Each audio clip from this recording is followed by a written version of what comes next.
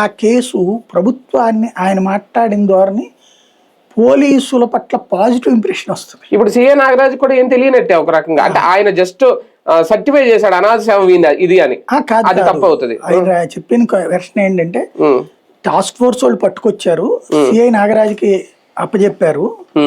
CI Nagaraju ఒక లాడ్జిలో room తీసుకుని police station లో కాకుండా లాడ్జిలో పెట్టి, స్టేషన్ లో అయితే సీసీటీవీ ఫుటేజీలు అడుగుతున్నారు కదా, అందుకని లాడ్జిలో పెట్టి ఆ లాడ్జి నాగరాజు పేరు మీదనే బుక్ అయింది. రూమ్ నెంబర్ కూడా చెప్పాడు 302 రమేష్ బాబు హాస్పిటల్ దగ్గర.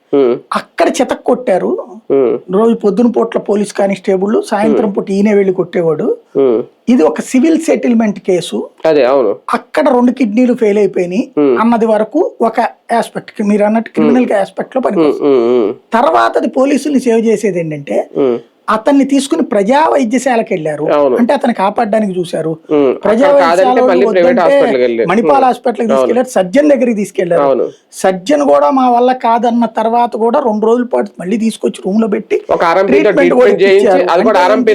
అతన్ని బ్రతికించడానికి ప్రయత్నించింది ప్రభుత్వము లేదా పోలీసులు, కాపాడడానికి ప్రయత్నించి ఆ తర్వాత చనిపోయినప్పుడు ఇక తప్పనిసరి పరిస్థితుల్లో ఆ శ్మశాన తగలబెట్టి వదిలేశారని.